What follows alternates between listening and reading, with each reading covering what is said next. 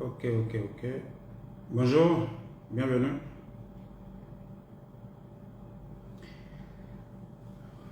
On va attendre les autres et puis on va commencer cette formation.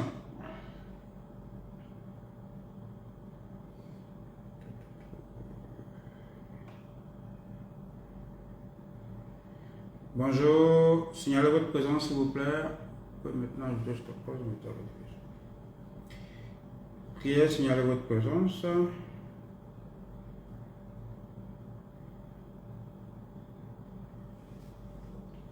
Alors, en commentaire, il faut vous présenter, s'il vous plaît.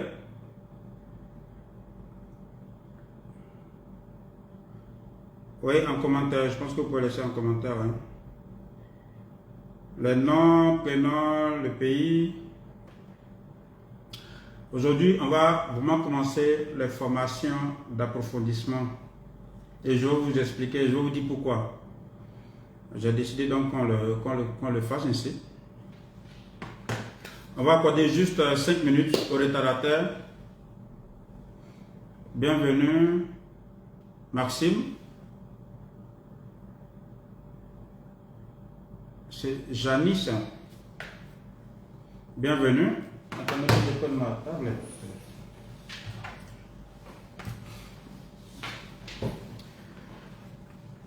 D'accord. Maxime Aloma, Janine Guesson,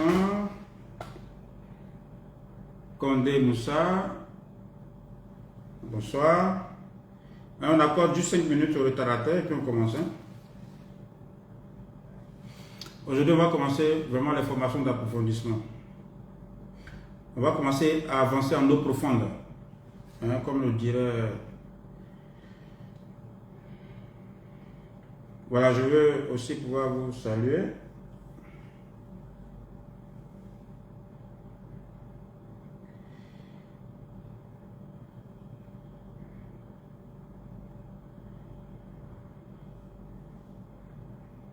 Ok, dans 2 minutes, on commence.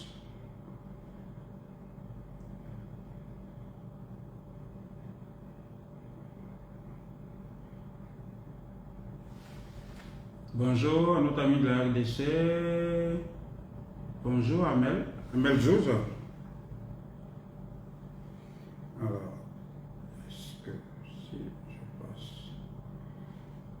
Voilà, vous faites bien de venir aujourd'hui parce que on va voir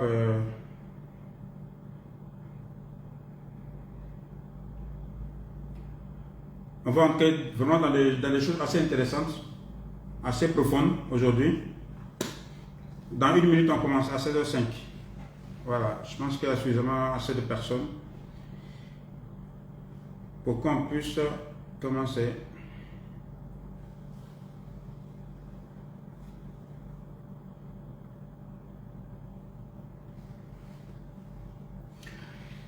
Voilà, Tierno, Libreville, il y a Gildas, bienvenue. Mauritanie, Batierno, bienvenue. Kofi Kwame, ça, Côte d'Ivoire, bienvenue.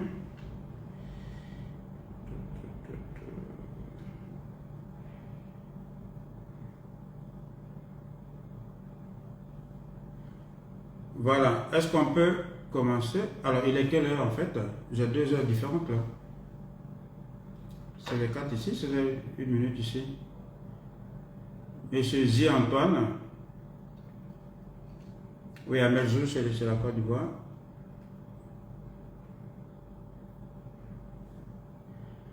Voilà, si vous avez la possibilité vraiment de prendre note, je pense qu'il faut prendre un calepin. Il faut prendre un calepin, il faut pouvoir noter. C'est juste un conseil que je vous donne. Je pense que vous en aurez besoin. Parce qu'on va entrer vraiment dans des choses qu'il va falloir noter.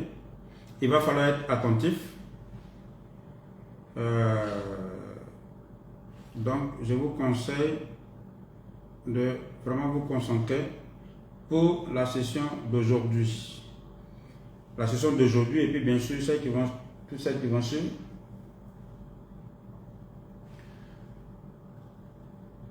Cécile Afoué, Nyamia, c'est Côte d'Ivoire.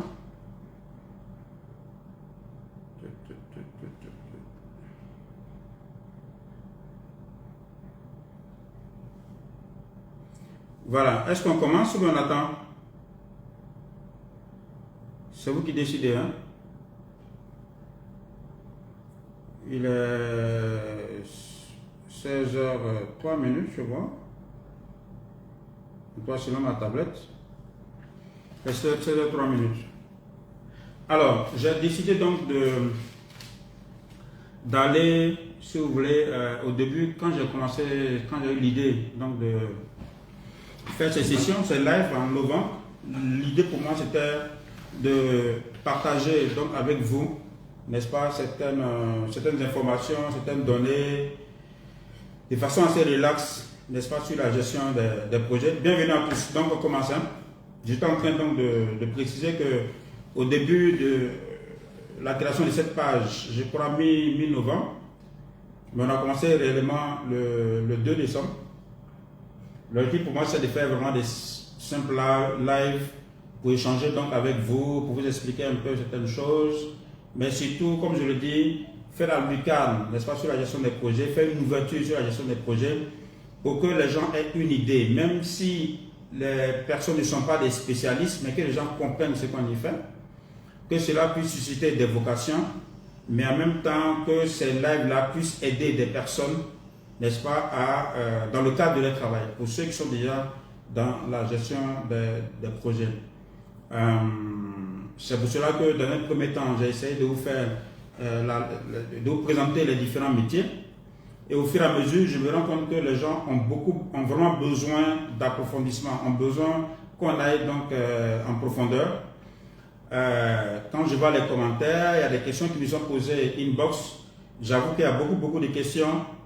Mais c'est difficile pour moi de répondre à tout ça parce qu'il y en a beaucoup. Bon, il y a des réponses qui se trouvent déjà dans les vidéos. Donc, tu as beau expliquer aux gens, va sur la vidéo, mais bon, la personne revient te poser la question, c'est pas grave. Et donc, j'avais pas envie de reprendre vraiment répondre aux uns aux autres dans les détails, surtout si je l'ai déjà dit. Et puis, comme je le disais, j'ai compris que les gens ont vraiment besoin d'aller en profondeur. Voilà. Donc, j'ai décidé de partager avec vous vraiment des recettes clés pour réussir la gestion des projets. Donc, ce qu'on va commencer aujourd'hui, vous voyez, même quand je demande aux gens les vendredis, ce que j'avais souhaité moi, c'est que les vendredis soient vraiment light. Voilà. Que ce soit vendredi relax, qu'on puisse parler d'autre chose que de la gestion des projets. Ok, pour moi, la gestion des projets, c'est le boulot. Les vendredis, on peut parler d'autres choses. Mais malgré cette demande, bon, les gens posent des questions sur la gestion des projets. Ça veut dire que vraiment, ça vous intéresse et c'est une bonne chose. Mais en même temps, ça veut dire que bon, vous avez besoin qu'on creuse un peu plus. Donc, j'ai décidé, n'est-ce pas, de vous donner satisfaction pour creuser un peu plus certaines questions. Alors, moi, on va commencer un programme ensemble avec vous sur 6 recettes clés pour réussir la gestion de projet. Et bien entendu, il y a des aspects qu'on va aborder, il y a d'autres que je vais laisser des spécialistes, n'est-ce pas, approfondir. Tout à l'heure, je vais entrer dans les détails. Et donc, c'est pour cela que depuis hier, j'ai communiqué là-dessus pour dire qu'on va voir ensemble un programme que j'appelle les 6 recettes clés, n'est-ce pas, pour réussir la gestion des projets. On va voir des choses assez intéressantes, vraiment qui vont vous aider à comprendre donc les projets financés par les bailleurs. Donc, quand je dis projets financés par les bailleurs, donc les projets de développement portés par les États, par les collectivités, mais comme je le dis, celui qui comprend un peu comment ça se passe à ce niveau peut transposer cela aisément quand c'est un projet privé, quand c'est un projet privé à titre individuel ou alors quand c'est une entreprise privée ou bien quand c'est porté par une association, une ONG. Ok? Voilà. Donc, on va, pendant ce petit programme-là, on va vraiment partager ensemble des choses assez essentielles. C'est pour ça que tout à l'heure, j'ai dit, il faut prendre note, il faut noter et puis n'hésitez pas à poser des questions. On va le faire comme d'habitude. Une fois que j'ai fini, ce sera avec honneur et plaisir que je vais répondre donc à vos différentes questions. Donc, comme je le disais, on va dans un premier temps se concentrer sur le projet de développement financé par les bailleurs multilatéraux et bilatéraux.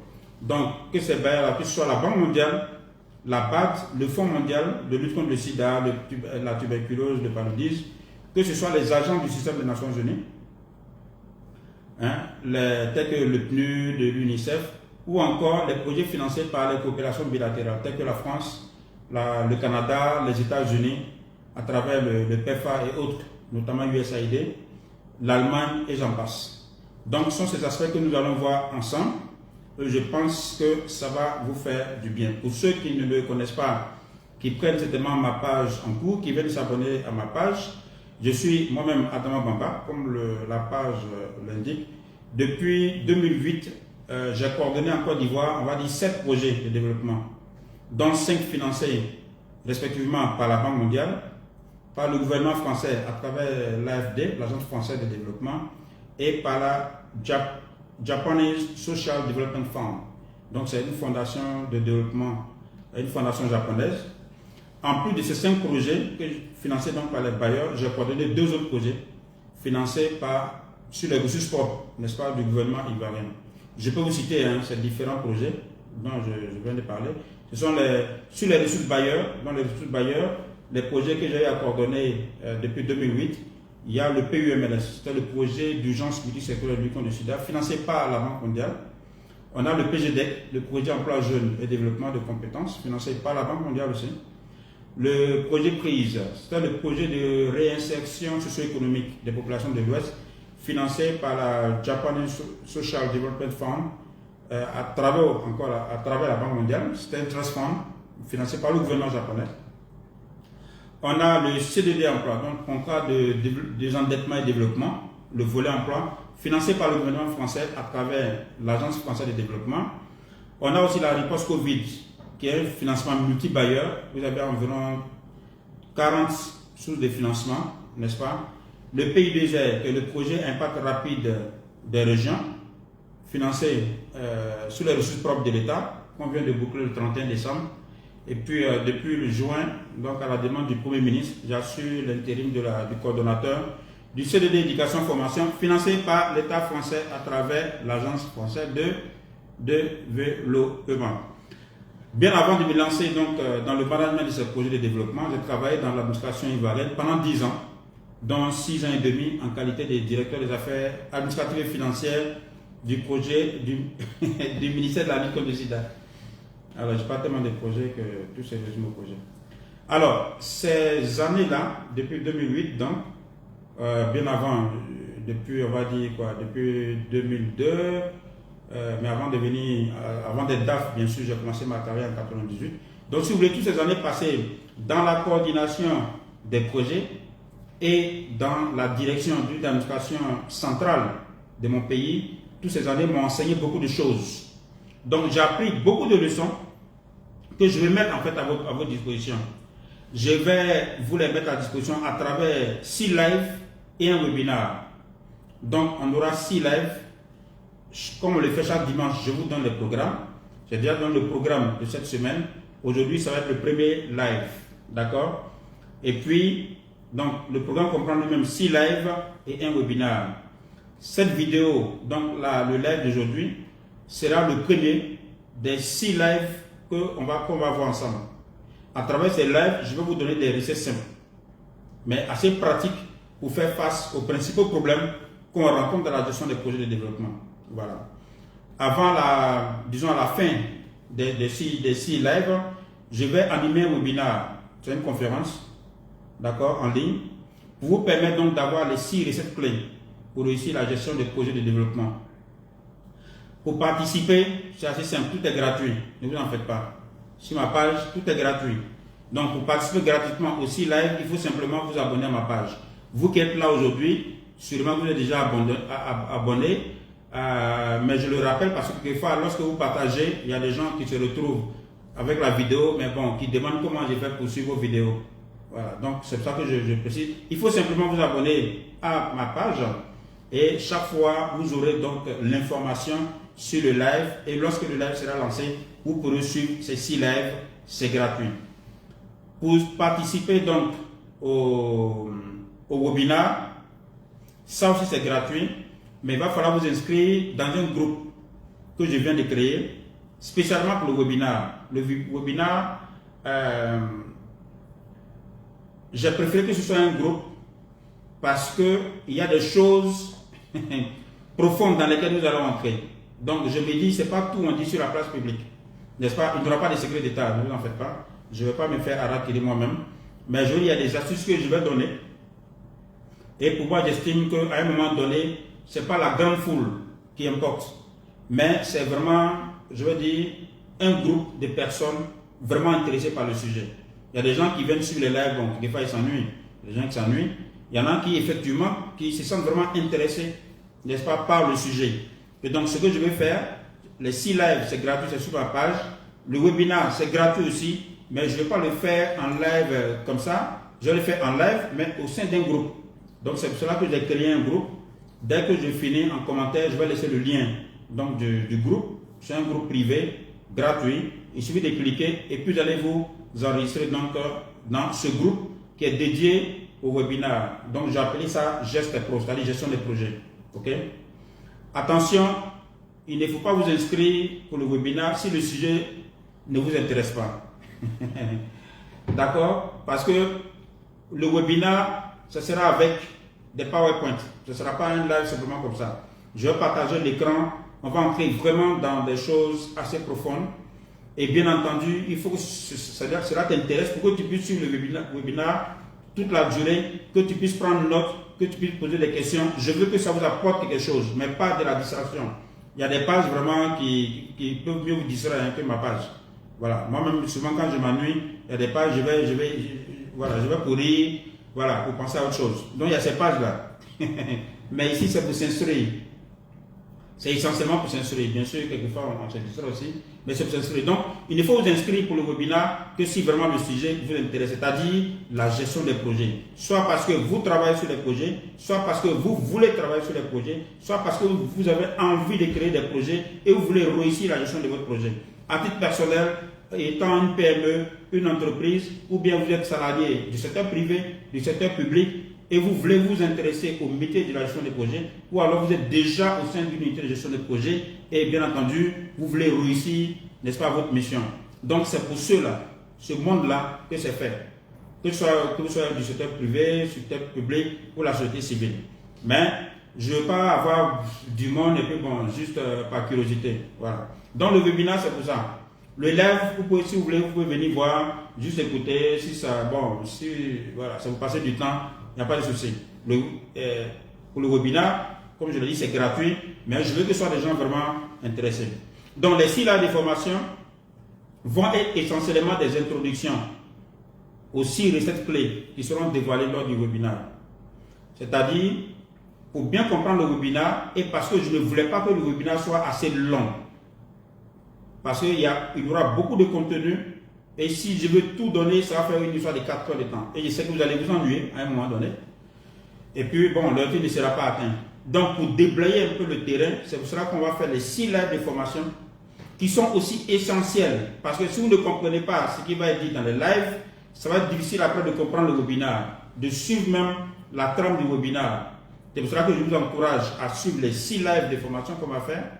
Et puis, comme ça, quand vous arrivez au webinaire, le terrain est déjà déblayé, vous pouvez aisément suivre. D'accord? Donc, il faut suivre les 6 lives, il faut aller au webinaire, si bien entendu, tel est votre désir, et si vous pensez que cela va vous apporter quelque chose. Donc, comme je l'ai dit, le webinaire va se faire sur présentation PowerPoint. Voilà. Tandis que les 6 lives, on les fait comme je l'ai commencé aujourd'hui, parce qu'aujourd'hui c'est le premier live. Mais n'hésitez pas à poser des questions, à prendre des notes, et puis dans les commentaires, après le live, je vais répondre à des questions que vous allez poser dans les commentaires. Si je n'arrive pas à répondre dans le prochain live, je vais bien entendu chercher à répondre. Mais pendant le webinaire, vous pourrez aussi poser des questions. Donc en principe, après le webinaire, je pense que ceux qui auront été fidèles, n'est-ce pas, qui auront suivi les 6 lives de formation et le webinaire, ils auront suffisamment de contenu, quel que soit le métier que vous faites dans la gestion des projets. Vous aurez une idée précise de c'est quoi un projet, qu'est-ce qu'il faut faire pour réussir dans la gestion des projets. D'accord? Comme je l'ai dit, ce sont des leçons que j'ai apprises. Il y a des moments où j'ai échoué, il y a des moments où j'ai réussi. Il y a des moments de galère, il y a des moments de joie. J'estime qu'à un moment donné, il faut pouvoir mettre tout ça sur papier et puis transférer aux autres. Donc c'est ça l'objectif de tout ce que nous sommes en train de faire actuellement. Donc, concentrez-vous. On va partir, on va commencer tout à l'heure. Il faut vous concentrer parce que là, on va commencer à entrer en eau profonde, comme on le dit. Jusque-là, on était au bord de l'eau. Ok, maintenant, on va commencer à entrer en eau profonde. Ouais, pour savoir nager, il ne faut pas simplement rester au bord de l'eau, de la piscine, avec les pieds dans l'eau. Voilà, je peux dire que ce qu'on a vu jusque-là, c'est ce qu'on a fait en fait. Nous sommes assis, on est à la piscine, mais on n'est pas dans la piscine. On avait les pieds dans l'eau. Maintenant, on va essayer d'avancer dans la piscine ou bien dans la mer pour faire quoi? Pour savoir nager. Ok? Allez, c'est parti. Voilà, n'hésitez pas à poser des questions, hein, comme certains ont commencé à le faire déjà. Alors, être manager de projet de développement, je l'ai dit à plusieurs reprises, surtout les projets financés par les bailleurs, et puis réussir donc cette mission, n'est-ce pas, avec des résultats satisfaisants, parce que réussir un projet, ça veut dire quoi? On atteint les résultats, on atteint donc les résultats au niveau indicateur, on a un bon niveau de décaissement, n'est-ce pas, et à d'autres aspects. Je vous assure que ça procure en tout cas de nombreux avantages. Donc, quand on est manager de projet de développement et qu'on réussit sa mission avec des résultats qui sont satisfaisants, ça procure de nombreux avantages. Qu'est-ce que j'entends par manager de projet? C'est tout responsable qui travaille dans une unité de gestion de projet, que ce soit du secteur privé, du secteur public, de la société civile, ou alors, donc quand une société civile, les ONG, ou bien vous êtes une PME, vous avez créé, n'est-ce pas, un projet. Mais comme je l'ai dit, la trame de notre formation, c'est sur les projets de développement, donc portés par les États, financés par les bailleurs de fonds. Et comme je le dis, ce que j'entends par manager de projet, ce n'est pas seulement les coordonnateurs, ce n'est pas les chefs de projet, mais c'est toute personne qui a une autorité sur au moins une personne. Donc quelqu'un qui est spécialisé en gestion financière, mais tu as sous ta responsabilité des comptables, tu es personne des marchés, tu as sous ta responsabilité une équipe, c'est-à-dire tous ceux qui ont sous leur responsabilité une équipe. Mais au-delà même des projets, parce que ça ce sont des formations que je donne aux gens, hein, mais bon là je vous donne gratuitement, que je donne aux gens, avec ça, avec la même démarche, ça vous permet, ça vous aide à gérer, n'est-ce pas, votre entreprise, ok, même quand c'est une entreprise privée. Donc si je reviens au projet, par manager, c'est pas ça, c'est ce qu'il faut comprendre. Donc ça peut, comme je le dis, il peut s'agir donc des managers de projet, donc les coordonnateurs, les managers des composantes, parce que dans les ministères, vous avez des chefs de composantes, okay, qui interviennent sur les projets, qui n'ont pas forcément le titre de chef de projet, souvent c'est des points focaux, mais ils interviennent dans la gestion des projets. Très souvent dans les cabinets, vous avez des conseillers qui interviennent dans la gestion des projets. On a vu la dernière fois les différents types d'organisations et on a compris que quelqu'un peut être au cabinet, mais la personne intervient dans la gestion des projets. Donc par manager aussi, il faut attendre tous les différents spécialistes dont on a parlé jusque-là. Voilà. Mais il suffit que vous ayez au moins une personne à conduire. Donc c'est à tout ce monde-là que cette formation s'adresse. Donc je le disais, quand on est manager de projet et qu'on réussit la gestion de son projet, il y a beaucoup de satisfaction. Et les avantages, n'est-ce pas, que ce succès-là procure se trouvent au moins à 3 ou 4 niveaux. Il y a des avantages au niveau financier, au niveau relationnel, au niveau personnel et au niveau professionnel. D'abord au niveau financier, bon, il ne faut pas se jouer la fausse modestie pour dire que ce n'est pas bien rémunéré. Toutes choses étant égales par ailleurs, et si on veut vraiment relativiser, ceux qui interviennent sur les projets, les managers de projets et tous ceux qui travaillent sur les projets de développement, financés en tout cas par les bailleurs, vont vous le dire, s'ils ne veulent pas, n'est-ce pas, vous dire autre chose, les salaires sont d'un niveau assez acceptable. Acceptable par rapport à la moyenne nationale, n'est-ce pas, qui est payée aux autres travailleurs du secteur public et du secteur privé. Voilà, dans n'importe quel pays donné. Okay? Lorsqu'un projet obtient des résultats satisfaisants, c'est l'ensemble donc du personnel qui bénéficie des retombées de ce succès, en principe, quand c'est bien managé. Okay? Quelquefois même le bailleur autorise qu'il y ait des bonus sur salaire chaque année après les évaluations de performance. Donc, à ceux qui sont intéressés par les postes de travail au sein des équipes projets, je ne peux que vous y encourager. À ceux qui sont déjà sur les projets, bon, bien sûr, vous connaissez déjà toute la réalité, vous savez très bien ce qu'ils sont en train de dire. Bien entendu, je ne peux que vous encourager à améliorer vos compétences, à vous élever davantage pour pouvoir vous faire, n'est-ce pas, du chemin. Mais les avantages procurés ne se limitent pas qu'à l'aspect financier. Voilà, sinon ce serait quand même dommage. En réalité, votre vie va forcément changer. Pourquoi? Parce que le milieu de travail va vous formater à l'image des lieux que vous allez fréquenter et des personnes que vous allez y rencontrer. La gestion des projets vous projette dans d'autres milieux, peut-être que vous n'allez jamais côtoyer, fréquenter si vous étiez, n'est-ce pas, dans un autre milieu de travail. Il y a vraiment des avantages, je dirais, au niveau relationnel. Les fonctions des managers, des spécialistes des différents métiers, préparation des marchés, finances, suivi, évaluation environnementale, comptabilité, vraiment tous les postes liés, tous les métiers liés à la gestion des projets, assistant de coordination, on a vu ça la dernière fois, vont vous mettre inévitablement en relation professionnelle avec un monde de personnes de qualité. Voilà, que ce soit des responsables politiques, des autorités administratives, les chefs d'entreprise. Il y a du beau monde comme ça que vous n'allez jamais rencontrer si vous ne travaillez pas, n'est-ce pas, sur un projet de développement financé par les bailleurs. Donc, ça vous connecte à ce beau monde parce que votre projet concourt à l'amélioration du bien-être des populations. C'est assez ça. Du coup, vous avez un carnet d'adresses assez fourni. Et puis, si vous savez entretenir bien sûr vos relations, comme je vais d'ailleurs vous l'enseigner dans cette formation, ça va vous ouvrir en tout cas des portes auxquelles vous n'aurez jamais accès sans travailler sur un projet de développement.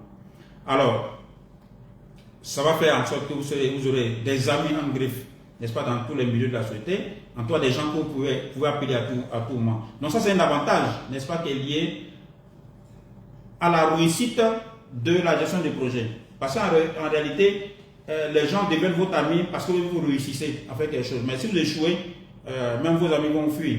D'accord? Donc, ce dont je suis en train de parler sont les avantages attachés, n'est-ce pas, au fait que vous avez réussi la gestion d'un projet en tant que manager aux différents niveaux que j'ai expliqué tout à l'heure. Donc, vous allez faire des amis dans tous les milieux de la société. Voilà, que ce soit les populations, que ce soit au niveau supérieur, au niveau étatique, dans le privé. Et donc, voilà, moi je ne peux que vraiment vous encourager. D'accord? Et si en plus de tout ça, vous êtes quelqu'un qui aime les résultats concrets, c'est-à-dire, bien sûr, vous aurez une satisfaction morale. Parce que les résultats des projets de développement sont des choses tangibles, palpables. Ce n'est pas de la fiction. Ok? Quand vous réussissez la mise en œuvre d'un projet de développement à la satisfaction de tous, ce sont les ministres qui sont contents, ce sont les ministres qui deviennent vos amis, ce sont les bailleurs de fonds qui deviennent vos amis, les maires et quelquefois même les premiers ministres et présidents de la République, simplement parce que vous contribuez, n'est-ce pas, à la satisfaction des besoins de la population et de façon tangible et de façon palpable, de façon visible. Donc, vraiment, c'est toujours avec bonheur que vous recevez les remerciements de quelqu'un, un homme ou une femme, qui a bénéficié des produits de votre projet. En tout cas, les 7 projets donc, que j'ai cités et que j'ai eu l'honneur de coordonner, quand quelquefois vous êtes simplement dans la rue, dans un supermarché, un jeune qui vous raconte, qui vous dit que c'est grâce à votre projet aujourd'hui qu'il travaille, il a tel niveau de responsabilité, il a pu se marier. Franchement, on ne peut pas savoir la satisfaction que vous avez. Voilà. Vous avez contribué à la construction d'un centre de santé. Bien sûr, on sait qu'un centre de santé, ça sauve des vies. N'est-ce pas? Dans le cadre du projet, vous avez acheté des ambulances. Donc, ça veut dire que vous sauvez des vies, donc des mères, des enfants. Franchement, il y a beaucoup de satisfaction dans la gestion des projets, surtout quand vous réussissez, bien sûr, à le faire. Voilà. Par exemple, un paysan qui avait du mal à transporter sa production de son champ jusqu'à la ville pour commercialiser sa production et qui désormais dispose d'une route bitumée ou même d'une route profilée, comme c'est le fait par exemple nos amis du Plessis, mais vous ne pouvez pas imaginer la satisfaction, n'est-ce pas? Voilà. Donc une dame qui vous présente son bébé et qui vous dit, qui a peut-être 2 ans d'âge, et qui vous dit que cet enfant a pu être sauvé grâce à l'ambulance, n'est-ce pas, du dispensaire. Mais vous savez que de la maternité, pardon, vous savez que l'ambulance a été acquise, n'est-ce pas, sur votre projet. Ce sont vraiment des satisfactions, sont en train de faire ressortir les avantages qu'on a, non seulement à travailler sur les projets, mais surtout à réussir le management de ces projets. On a vu l'aspect financier, je vous ai parlé de l'aspect relationnel, mais il y a aussi vraiment cette satisfaction personnelle, n'est-ce pas, qu'on ressent. D'accord? Donc, dans le cadre, par exemple, de l'éducation, vous savez que les écoles que vous allez construire, les collèges que vous allez construire, les enfants, ça donne la possibilité aux enfants d'aller à l'école, d'aller au collège, et puis bien sûr, ceux-là seront les cas de demain. Donc, même si, à titre personnel, on ne vous le reconnaît pas, mais vous savez qu'à un moment donné, vous avez contribué valablement, n'est-ce pas, au développement de votre pays. Donc, ça sont vraiment des satisfactions qu'on a quand on travaille sur les projets de développement. Voilà, j'ai toujours dit, en tout cas moi à mon niveau, que travailler sur un projet de développement, c'est une œuvre hautement divine. Voilà, c'est une œuvre hautement divine parce qu'en fin de compte, on te paye, bon, relativement bien pour aider les gens. D'accord, pour aider les gens. Et Dieu est toujours dans l'aide, dans l'assistance. Voilà, donc c'est vraiment formidable comme travail.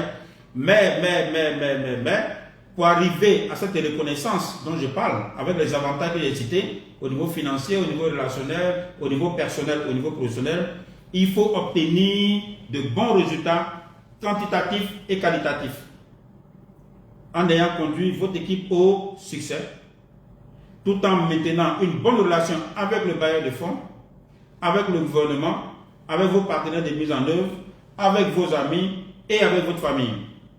Voilà. C'est tout ça, on peut dire, vraiment, tu as réussi, n'est-ce pas, la mise en œuvre de ton projet à ton niveau de responsabilité. J'avoue que cela n'est pas évident pour tout le monde. D'accord? C'est la raison pour laquelle j'ai initié donc cette série de formations qui ne va pas se limiter à celle-ci, à ce live seul.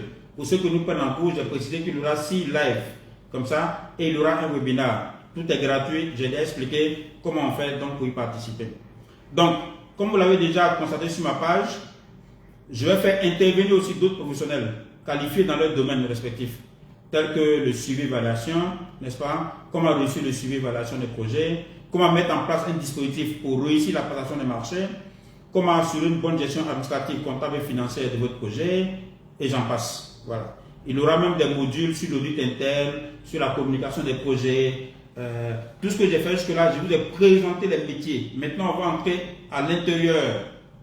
Je vous ai dit ce qu'il faut faire. Maintenant, on va dire comment on fait.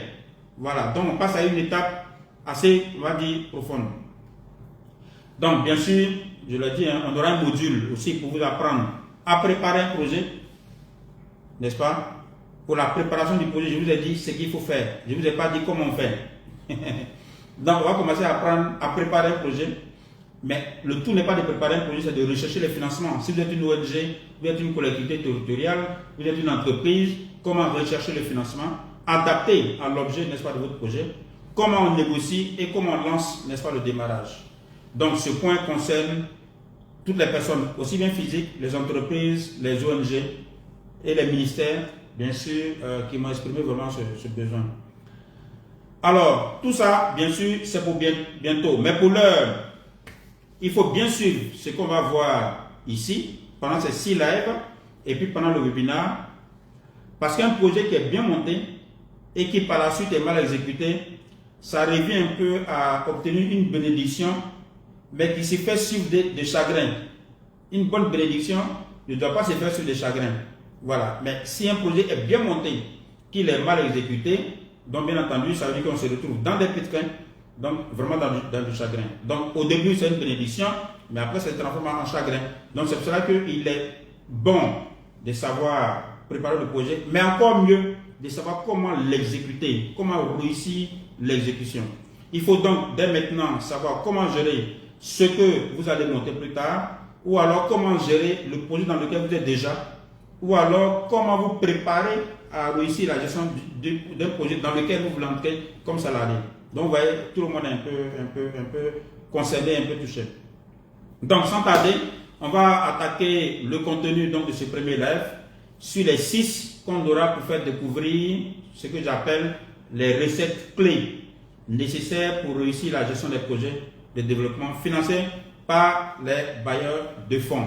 Mais quand on est dans le secteur privé, bailleurs de fonds sont les banques commerciales. Ok? Quand ce sont les structures, quand ce sont les projets étatiques, donc publics ou de la société civile, les bailleurs, ce sont les banques de développement. Ok? Les institutions de développement. Ok? Banque mondiale, BAD, institutions. On le verra toujours dans les détails. Aujourd'hui, on va aller calmement, on va détailler les choses parce que c'est la première vidéo d'introduction et donc je veux balayer beaucoup de choses pour que les choses soient claires dans votre tête. Sinon après vous n'allez pas pouvoir suivre les 5 autres lives et vous n'allez pas pouvoir bien suivre le webinaire. Ok? Et ça n'a rien à voir avec ce qui se passe dans les projets. Il y a des gens qui sont dans les projets qui découvrent beaucoup de choses à travers ces lives. Ok? Donc dans le webinaire, ok, qui va clôturer tout ça, je vais vous donner donc une opportunité exceptionnelle donc de devenir ce manager de projet à succès dont je vous ai parlé tout à l'heure. Pour avoir tous les avantages bien sûr énumérés ici. Parce que les choses ne sont pas toujours aisées, bien sûr, pour devenir un manager de projet à succès. Au quotidien, on a beaucoup de stress. D'accord? Je vous ai parlé des avantages. Mais avant d'aboutir à ces avantages-là, quand on est manager de projet, aussi bien chef de projet, chef d'entité, chef de cellule, ou bien tu as quelqu'un sous ton autorité, au quotidien, ce sont vraiment des stress à tous les niveaux. Et je vais vous les citer. Je préfère vous mettre les choses vraiment dans la réalité. Plutôt que vous dites tout est bon, tout est beau. Non, je vais vous dire la réalité. Ok? Donc, au quotidien, ce sont des stress. Et à tous les niveaux. 1. Vous avez la pression du bailleur en termes de qualité des opérations programmatiques, de gestion fiduciaire et l'atteinte des résultats. Donc, vous avez une forte pression de l'entité qui finance le projet. Qui quasiment, parce qu'en réalité, ces entités, ceux qui sont représentés, n'importe quel bailleur, vous les prenez, ceux avec qui vous êtes en interaction, en réalité, eux aussi, ils ont besoin de résultats par rapport, n'est-ce pas, à leur mandat. Donc, ceux-là vont vous mettre la pression pour avoir des résultats de qualité, mais surtout la célérité de la mise en œuvre du projet. Vous avez la pression du gouvernement. Donc, un projet, je l'ai toujours dit, une unité de coordination ne gère pas ses ressources. C'est une entité ad hoc. Quand c'est adhocratique, c'est une entité donc qui est là, qui a été mise en place pour gérer pour le compte du ministère de tutelle, n'est-ce pas, qui est le maître d'ouvrage. Donc, vous avez la pression du ministère de tutelle, vous avez la pression du Premier ministre, vous avez la pression de tout le gouvernement, parce que, bien entendu, vous avez été recruté pour atteindre des résultats. Ou alors, vous avez été nommé, parce que ce n'est pas toujours que c'est recruté. J'ai déjà précisé ça, vous avez été nommé pour atteindre des résultats. Donc vous avez une forte pression. Quand je dis pression, c'est des pressions, c'est des mails, c'est des réunions à tout moment. Ce sont des appels téléphoniques. Aujourd'hui avec les WhatsApp, ça aggrave encore la situation. Quand vous vous réveillez à 5 h du matin, vous avez un message, d'accord? Il y a cette forte pression. Donc il ne faut même pas se leurrer. Ok? Vous avez l'impatience des populations bénéficiaires. Bien sûr, vous communiquez à la télé, vous communiquez dans les journaux, ou même sur les réseaux sociaux. On a X milliards à gérer pour faire tant. Bon, les populations vous attendent. Donc les populations, à un moment donné, et c'est normal, les populations commencent à s'impatienter. Donc vous avez cette pression, parce qu'il y a votre image, il y a votre notoriété, n'est-ce pas? Et puis bien entendu, vous voyez que effectivement vous êtes en retard. Parce qu'en réalité, les projets de développement, c'est d'abord pour les populations bénéficiaires. Donc vous avez cette pression-là des populations bénéficiaires et vous avez les interférences des autorités politiques. Donc le projet a été élaboré selon un schéma technique, un schéma objectif, mais dans la mise en œuvre, ce n'est pas toujours l'objectivité. Ce sont des intérêts divergents, n'est-ce pas? Quelquefois opposés qui se retrouvent. Aussi bien par rapport aux élus, aux leaders d'opinion, n'est-ce pas, des localités dans lesquelles vous devez intervenir, mais aussi au niveau central. Donc vous avez cette interférence des autorités politiques qui veulent intervenir, qui veulent agir dans la gestion du projet, mais quelquefois qui vont complètement à l'encontre de ce qui a été prévu. Donc vous avez toute cette pression à gérer. Je suis en train de vous parler des pressions. Je parle de la pression du bailleur, la pression du gouvernement, la pression des populations bénéficiaires, des autorités politiques, mais aussi l'ingérence même du supérieur hiérarchique. Quand c'est le coordonnateur, quelquefois c'est par exemple le ministre, d'accord, qui veut s'ingérer, mais les ministères doivent intervenir au niveau stratégique. Mais quelquefois, ils veulent, n'est-ce pas, intervenir au niveau opérationnel, même à l'intérieur de l'unité de coordination. Bien sûr, vous avez toutes ces ingérences, ainsi de suite, ainsi de suite. Ok, donc ce sont des pressions qu'il faut gérer et ce sont des questions au réel, tu vois, de façon quotidienne. Pour certains projets, les retards de réaction des cadres de l'administration publique qui doivent traiter le dossier, n'est-ce pas, qui lèvent la compétence des ministères. Tous les projets de développement travaillent en interaction avec les ministères de l'économie et des finances, ministères chargés des budgets, les ministères de leur département ministériel, et très souvent il y a d'autres ministères qui gravitent autour. Et quelquefois, bien entendu, les gens n'ont pas la même pression que vous. Ok? Vous avez une forte pression en termes de résultats, mais eux, ils n'ont pas cette pression-là, n'est-ce pas? Vous n'avez pas d'autorité hiérarchique sur eux, et donc quelquefois, bon, ils prennent leur temps. Ok? Donc pendant que vous avez la forte pression de tout ce monde qui est cité, bon, eux, ils doivent faire signer un document, ils doivent prendre un document, ou bien ils doivent valider des documents, bon, mais bon, ils prennent leur temps, parce qu'ils vous disent, on n'a pas que ça à faire. On n'a pas que ton projet à gérer, on n'a pas que ça à faire, on a mis autre chose à faire. Et c'est vrai en plus. Mais ce sont des contraintes, n'est-ce pas, qu'il faut prendre en compte. Et bien sûr, on ne fera pas comme si tout était beau du côté des bailleurs. Très souvent, il y a des retards du bailleur à approuver les dossiers et à donner son accord. Dans ces projets de développement, il y a ce qu'on appelle le principe d'anneau, avis de non-objection. Je vous ai déjà expliqué ça dans une vidéo. C'est-à-dire que tant que le bailleur ne donne pas son accord, il y a des activités que vous ne pouvez pas mener, il y a des dépenses que vous ne pouvez pas mener, et si vous ne pouvez pas mener d'activités et de dépenses, ça veut dire que quoi? Vous n'allez pas atteindre vos objectifs dans les délais. Mais quelquefois, il y a aussi des retards qui sont constatés au niveau des bailleurs. Il y a des bailleurs qui sont rapides, il y en a qui sont moyennement rapides, mais il y en a qui franchement sont décriés dans tous les pays. Je ne vais pas citer, mais qui sont décriés. J'ai connu un cas comme ça, pas quand j'étais coordonnateur, mais en tant que consultant, où un document est validé 6 mois après. Bon, mais pendant ce temps, on met la pression sur l'équipe de gestion pour dire qu'il faut décaisser, il faut atteindre les résultats, mais on ne peut pas atteindre les résultats, on ne peut pas décaisser si le bailleur lui-même qui doit donner son avis de non-objection, bien sûr, ne le fait pas attendre. Donc, je suis en train de vous présenter les réalités, surtout les pressions, n'est-ce pas, les contraintes qu'on a au sein des équipes projet. Autre aspect, c'est le non-respect des procédures de gestion par certains membres de l'équipe projet. Quand vous êtes coordonnateur ou bien vous êtes chef d'unité quelque part, très souvent, le mandat de procédure est fait, mais bon, quelquefois dans les unités de coordination, les gens ne savent même pas où ça se trouve. Hein. C'est-à-dire chacun travaille comme lui comprend. Alors qu'il y a des procédures qui ont été élaborées, validées, mais les gens ne les respectent pas. Mais ça, c'est une contrainte. Parce que s'il y a problème, vous êtes le premier responsable. D'accord? Et s'il y a problème, ça va créer des problèmes au niveau de l'audit. Et vous allez voir après, on parlera des dépenses éligibles et inéligibles. Quelqu'un a posé la question d'ailleurs, mais il ne faut pas que on va revenir là-dessus. Et donc, ça aussi, c'est une contrainte. N'est-ce pas? Le non-respect des procédures de gestion par certains membres de l'équipe projet. La faible compétence même de certains de vos collaborateurs qui ne produisent pas des résultats de qualité. Donc, on a parlé des pressions externes, mais en interne, il y a aussi des contraintes. Si vous avez des gens qui ne sont pas qualifiés, il est clair que les gens ne pourront pas faire les documents avec la qualité requise. Les gens ne pourront pas faire le travail dans les délais. Parce que, bon, souvent ils ne comprennent pas. Ils ne l'ont jamais fait, ou bien ils l'ont fait, mais bon, ils ne se mettent pas la pression. Donc, il y a un problème souvent de compétence, n'est-ce pas? La faible compétence même de certains de vos collaborateurs qui ne produisent pas les résultats de qualité. Donc, vous, en tant que manager de projet, ça vous fout un stress pas possible parce que vous voulez des résultats, mais vous n'allez pas travailler à la place des gens. Des gens ont été recrutés, il faut que les gens puissent faire, chacun doit pouvoir faire son travail dans les délais avec la qualité requise. Mais quand vous avez des personnes qui n'ont pas la compétence nécessaire, qui n'ont pas l'expérience nécessaire, ça devient assez problématique. Okay? Autre pression, autre contrainte, quand on est manager de projet, ce sont quelquefois des blocages, je dirais, volontaires, les blocages quelquefois volontaires de certains même de vos partenaires de mise en œuvre. Donc vous avez par exemple signé une convention avec une structure de l'État qui doit faire un travail. Ou bien vous avez, bon je connais même le cas des entreprises, n'est-ce pas? Ce sont des prestataires.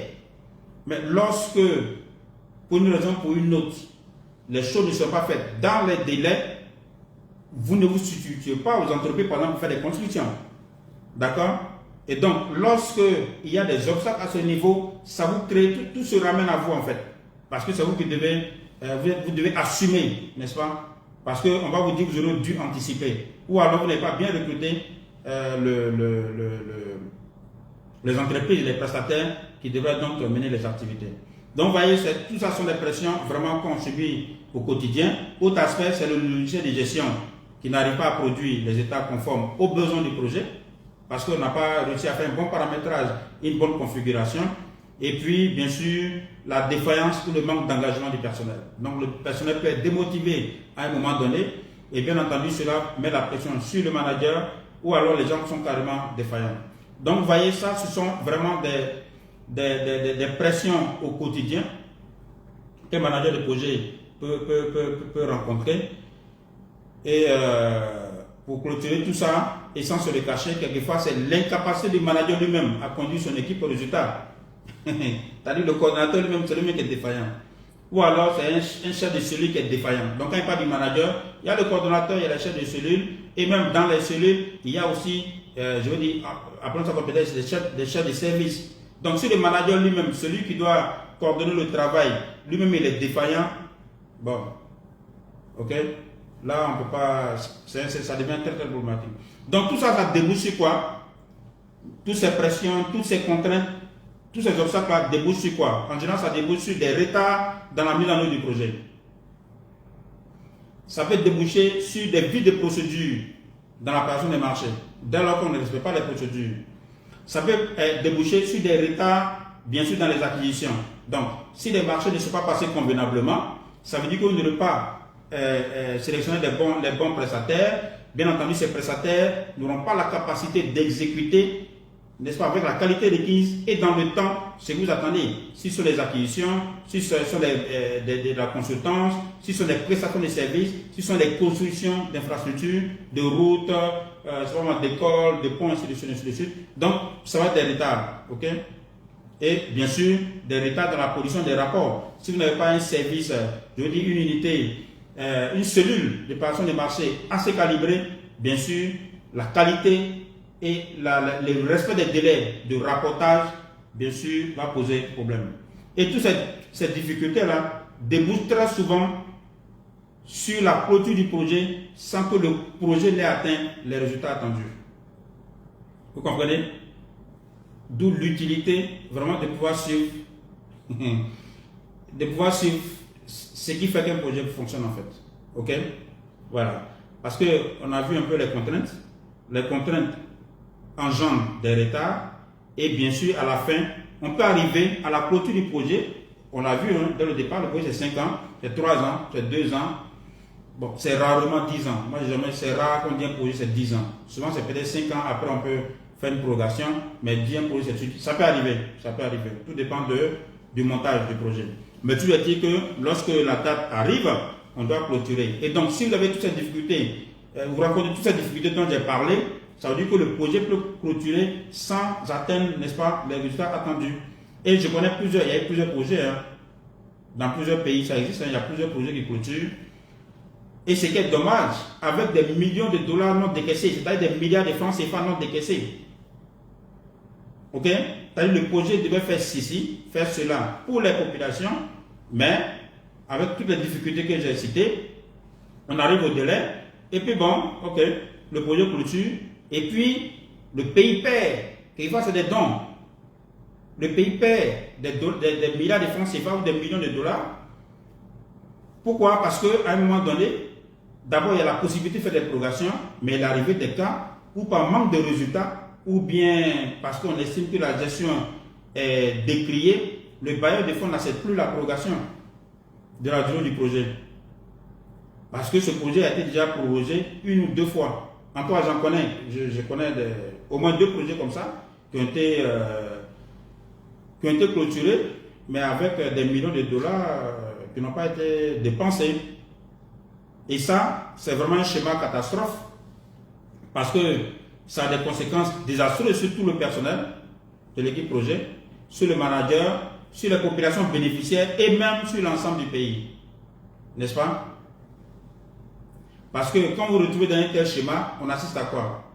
À des pertes d'emploi pour le manager de projet et son personnel, parce que ça voudra dire que vous avez été incapable, n'est-ce pas, d'assurer la gestion performante du projet, la gestion satisfaisante du projet. Ok? Donc du coup, non seulement vous n'aurez pas de boulot, mais ça vous salit, ça salit votre notoriété. Partout où vous allez postuler, vous avez bien sûr cette image de quelqu'un qui n'a pas réussi, n'est-ce pas, à porter son projet au succès. Et bien sûr, c'est valable pour le personnel, parce qu'un coordonnateur, son rôle, c'est de coordonner. J'ai l'habitude de dire, un coordonnateur, son rôle n'est pas de faire le travail à la part des collaborateurs. Chacun doit bien faire son travail et le coordonnateur lui coordonne. Donc quand ça échoue, le coordonnateur est le premier responsable, mais il y a une répercussion sur tout le monde, sur tout le reste du personnel. Donc c'est tout le monde qui est un peu blacklisté, d'accord? Parce qu'il peut arriver que vous soyez blacklisté, parce que les bailleurs se parlent entre eux. Donc si vous avez un gros problème sur la Banque mondiale, sachez que l'AFD va savoir, la BAC sera informée, tout le système des Nations Unies sera informé. Voilà. Donc il faut éviter ça, d'accord? Donc, une fois que vous avez ces pertes-là, avec le temps qui passe, et puis sans perspective professionnelle immédiate, parce que vous avez fini une situation qui n'a pas été concluante, votre situation va s'empirer, au point même d'influencer la cohésion au sein de votre cellule familiale. Si vous ne travaillez plus, que vous n'avez même pas de perspective, n'est-ce pas, de travail, et donc d'entrée d'argent, ben, ça crée forcément une faille, n'est-ce pas, dans le foyer, seulement madame ou monsieur, c'est dans les deux sens, n'est-ce pas, on va commencer à se poser beaucoup de questions, on va commencer à douter de beaucoup de choses, il y a beaucoup d'embrouilles, n'est-ce pas, entre les conjoints, parce qu'en réalité, ben, on n'est plus capable de faire face aux besoins de la famille. Ok? Donc, ça c'est au niveau individuel, au niveau personnel. Mais pour le pays, ce sont des ressources et des opportunités de développement socio-économique qui sont ainsi perdues. Et à un autre niveau, on fait perdre une opportunité aux populations. Pourquoi? Parce que ce sont les hôpitaux ou bien les écoles que le pays ne verra plus. Parce que le projet a été clôturé avec des ressources qui auraient pu servir à la construction d'hôpitaux, d'écoles, de routes, d'eau potable, d'électricité, de transferts monétaires, ainsi de suite, ainsi de suite, ainsi de suite. Ok? Donc, voyez un peu les conséquences, n'est-ce pas, du fait qu'on n'arrive pas à conduire à bon port et de façon performante et satisfaisante un projet. Ok? Bon, donc, on va dire que les populations vont perdre tout ça par la faute de l'équipe de gestion de projet. Le schéma ne va pas rester ici catastrophique. Heureusement, n'est-ce pas, heureusement, ce schéma catastrophe-là, on peut l'éviter. D'accord? On peut vraiment l'éviter. On peut atteindre effectivement des résultats de qualité.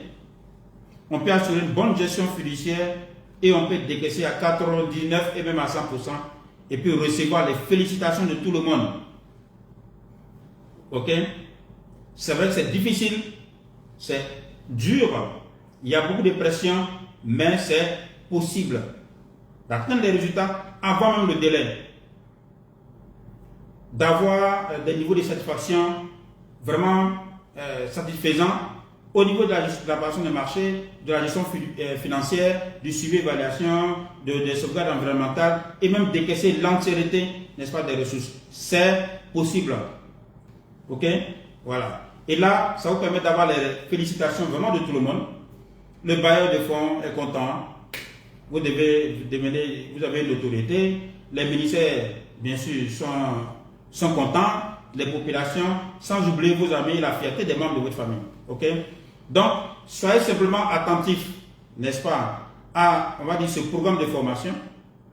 Et puis, je vais vous mettre à disposition les clés du succès de la gestion des projets. C'est aussi simple que ça. Donc, la série de formations qui commence aujourd'hui vise à vous donner justement ces recettes-là, pratiques, qui vont vous permettre de régler les principaux problèmes rencontrés dans la gestion des projets de développement. Et ça va vous permettre d'atteindre les résultats que je vais citer maintenant. Vos collaborateurs seront motivés au travail. Donc, si vous êtes chef de projet et coordonnateur, ou bien vous aspirez à une fonction de manager, donc coordonnateur ou chef de cellule, il est bon que vous puissiez suivre, parce que quand vous allez mettre cela en pratique, d'accord, vos collaborateurs seront motivés au travail et vont respecter les procédures de gestion. Les cadres même de la fonction publique avec lesquels vous travaillez vont contribuer sincèrement, avec le cœur, en tout cas, à la réussite de votre projet. Votre hiérarchie et votre bailleur seront vos meilleurs partenaires, parce que quand ce n'est pas toujours le cas, quelquefois c'est le ministère même qui te combat, quelquefois c'est le bailleur même qui te combat, d'accord? Mais ce que nous allons voir, c'est comment faire en sorte que votre hiérarchie et votre bailleur soient vos meilleurs partenaires. Que les populations bénéficiaires s'approprient le projet. Parce que je l'ai dit, quelquefois on fait les projets, les populations ne sont même pas informées. Les populations ne sont pas impliquées dans le choix même, par exemple, de l'hôpital. Et donc finissez de construire et puis bon, c'est pas fréquenté. Pourquoi? Parce qu'il y a une croyance bizarre de 100 ans derrière où on dit que bon, bref.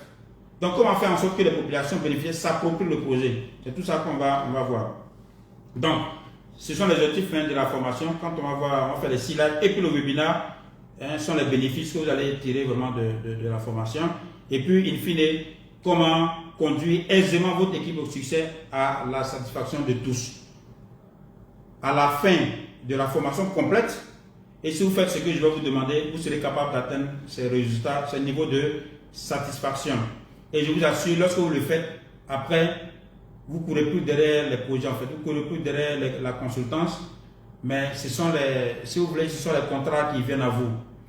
La dernière fois, quelqu'un disait, mais sur le projet fini, qu'est-ce qu'on devient?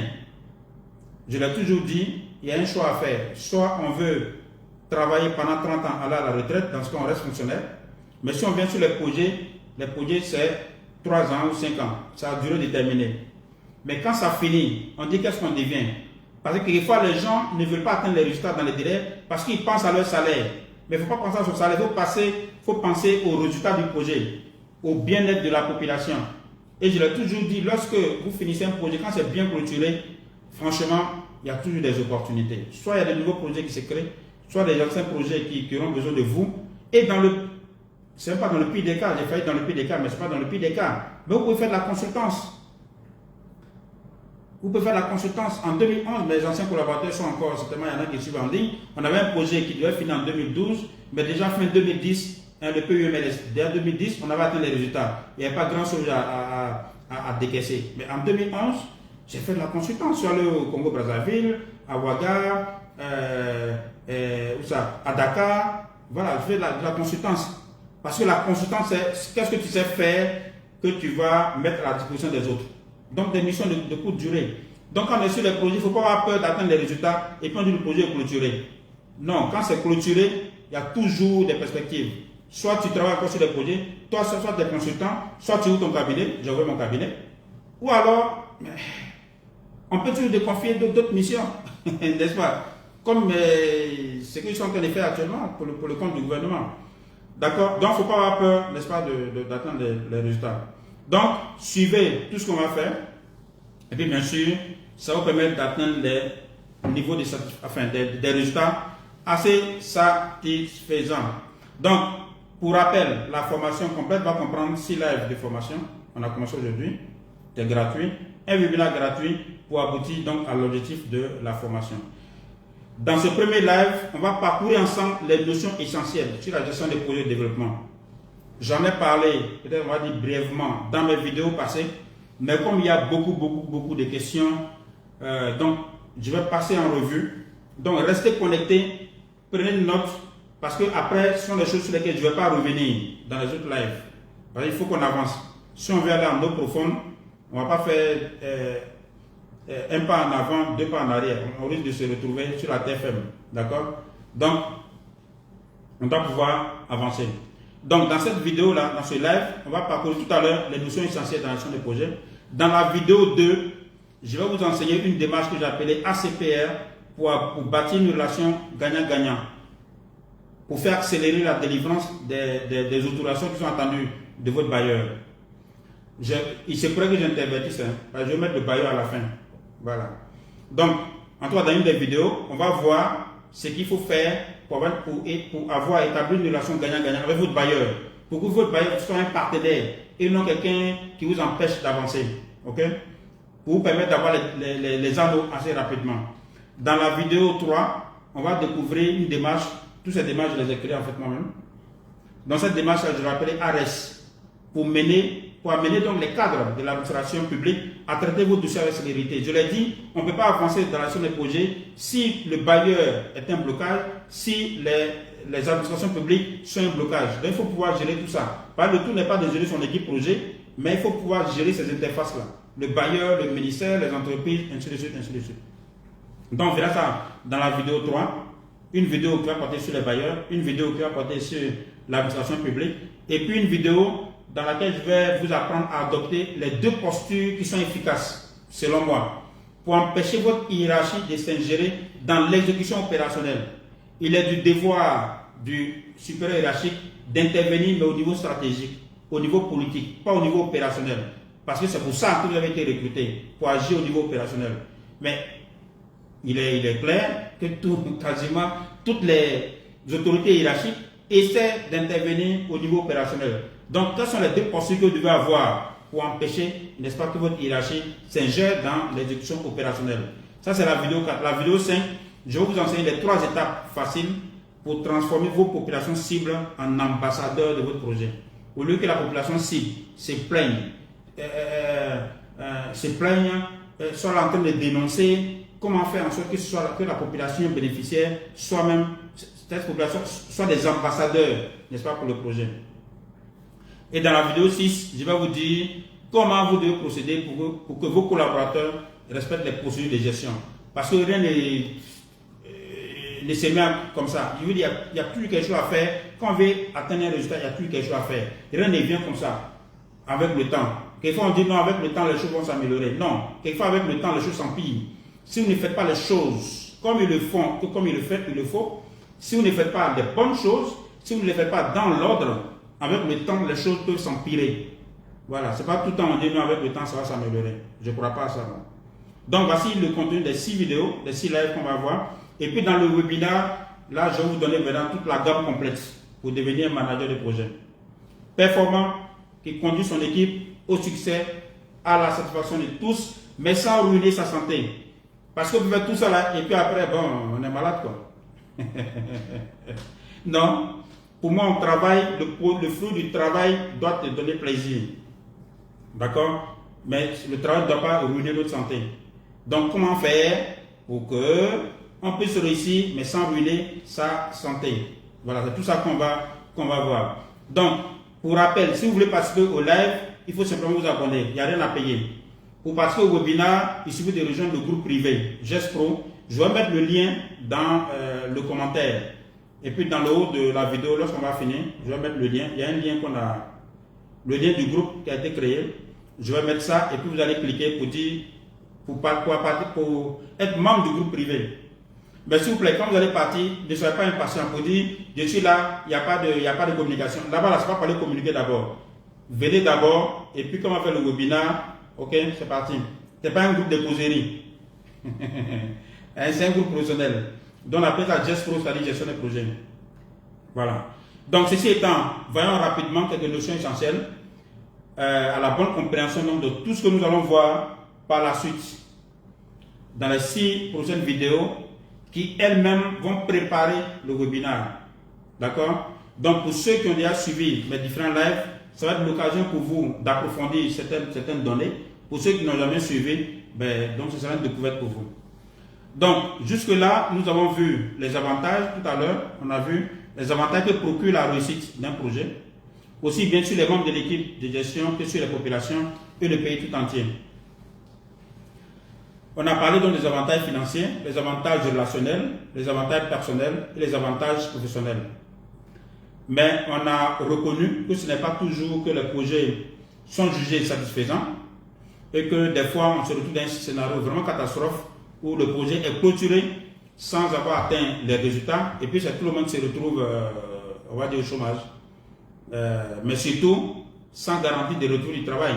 Parce que la réputation des perdants va vous dévancer, ok, chez quasiment tous les bailleurs de fonds. Mais, voilà, je n'aime pas rester sur les schémas négatifs. On a compris qu'il est possible, n'est-ce pas, il est fort possible de réussir avec aisance la gestion de son projet. Pour ce faire, on n'a pas besoin d'être un génie. Franchement, on n'a pas besoin d'être un génie, ok.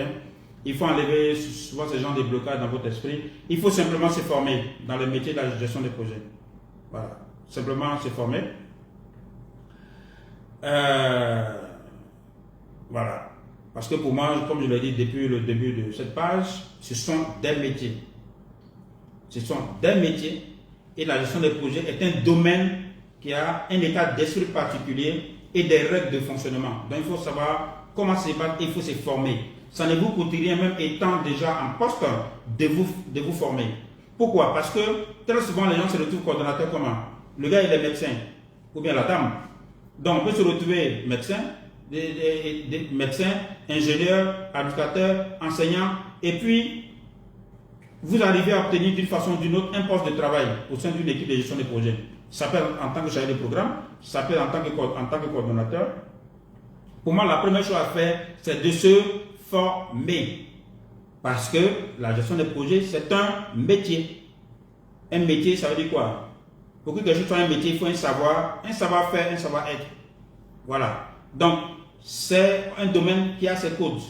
Donc, vous vous retrouvez, pour une raison ou pour une autre, à ces postes-là, ben, il faut vous former pour comprendre comment les choses fonctionnent. C'est ce qui va vous aider à vraiment performer, en fait. Voilà. Donc, non seulement vous former pour maîtriser votre domaine d'expertise, ça, en principe, vous le savez déjà. Si vous êtes médecin, que vous vous retrouvez sur un projet de santé en tant que chargé de programme, on ne va pas vous apprendre votre domaine de médecine. Ça, vous le savez déjà. Mais il faut maintenant vous former dans la mentalité qui est adaptée à la gestion des projets. Vous êtes ingénieur de travaux publics, ingénieur agronome, je ne sais pas moi, administrateur, juriste, enseignant, and so what. Vous vous retrouvez sur un projet, quel que soit le poste, il faut maintenant vous former. Voilà. Sinon, vous allez passer complètement à côté de la plaque, et puis bien entendu, votre mission ne sera pas bien accomplie, et puis vous serez renvoyé. Voilà. Donc, si vous voulez, c'est la raison principale vraiment de ce lot de formation que je vais vous faire pour vous donner tout ce qui est nécessaire pour réussir. Donc, sans tarder, on va attaquer le rappel des notions essentielles. Comme je l'ai dit, ces notions sont essentielles après pour la suite, parce que je ne vais pas revenir là-dessus. Et puis, je ne vais pas répondre à des questions si on a déjà vu ça dans la vidéo. Ok? Donc, c'est pour éviter de répondre à chacun individuellement, vraiment que je suis en train de faire tout ça. Donc, on va voir le rappel des notions essentielles. Cette partie-là vise à donner les définitions des bases à l'attention, bien sûr, de tous ceux qui n'ont pas une bonne maîtrise de ces questions. Donc, dans cette partie introductive, ça va vous permettre donc d'avoir une bonne connaissance des notions de projet, des bailleurs de fonds bilatéraux et multilatéraux. Je vais vous dire qui sont ces bailleurs-là. Vous serez situé sur les principaux intervenants dans la gestion des projets. Par définition, et sur ça, je vais aller assez rapidement. On a vu qu'un projet, c'est un ensemble d'activités interdépendantes qui concourent à la réalisation d'un résultat clairement identifié dans un délai précis et avec des ressources limitées. Il y a une vidéo spécialement sur ça. C'est un ensemble d'activités interdépendantes, ok, qui vont concourir à quoi? À la réalisation d'un résultat. Donc, objectif qui est clairement défini, connu, on va dire de tous, dans un délai précis. Donc, la notion de temps et avec des ressources limitées. On a vu les contraintes d'un projet. Et, bien entendu, donc pour rappel, un projet se caractérise par 3 contraintes majeures. 1, résultat, c'est-à-dire quel est l'objectif, quel est le résultat qu'on veut atteindre. Qualité au niveau qualitatif, au niveau quantitatif. Ok? 2, quelle est la durée du projet. 3, quel est le coût. Ok? Donc, maintenant quand on dit gestion des projets, ce n'est rien d'autre que l'utilisation des connaissances, des compétences, des outils et des méthodes appliquées aux opérations, donc les activités et les dépenses. Donc, les opérations qu'on doit mener dans le cadre du projet pour satisfaire les besoins et atteindre les résultats à la satisfaction des parties prenantes. Ok?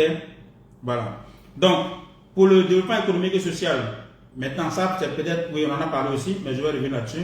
Pour le développement économique et social donc, des pays, les gouvernants élaborent très souvent ce qu'on appelle les PND, les plans nationaux de développement, Et c'est dans ces plans-là qu'on identifie les axes prioritaires d'intervention pour atteindre les objectifs de développement. N'est-ce pas que les pays se sont fixés et à une échéance donnée. À ces PND sont annexés les principaux projets et programmes à mettre en œuvre dans un délai précis pour répondre à des besoins spécifiques de la population. Ce sont ces projets-là qu'on a coutume d'appeler les projets de développement. Dans la plupart des pays en développement, dans tous nos pays, les projets et programmes donc sont identifiés, préparés, financés et exécutés avec le concours des donateurs. Les donateurs, quand c'est un don, les prêteurs, qu'on appelle donc les bailleurs de fonds. C'est ce qu'on appelle ici les bailleurs de fonds. Ces bailleurs-là peuvent être des bilatéraux ou bien des multilatéraux. Qu'est-ce qu'on appelle bilatéraux? C'est lorsque c'est un pays.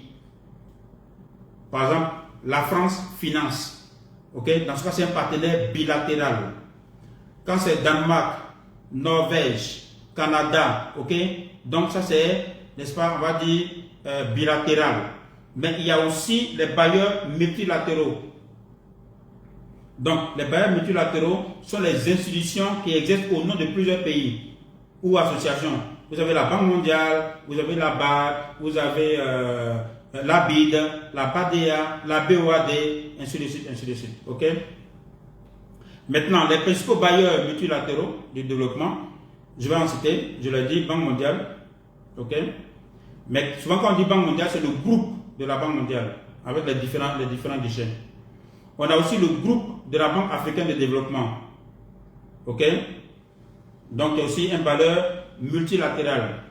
Vous avez ce qu'on appelle les fonds mondiaux. Vous avez le Fonds mondial de lutte, le Fonds mondial pour l'environnement, le Fonds mondial pour l'éducation, le Fonds mondial de lutte contre le palu, la tuberculose et le VIH.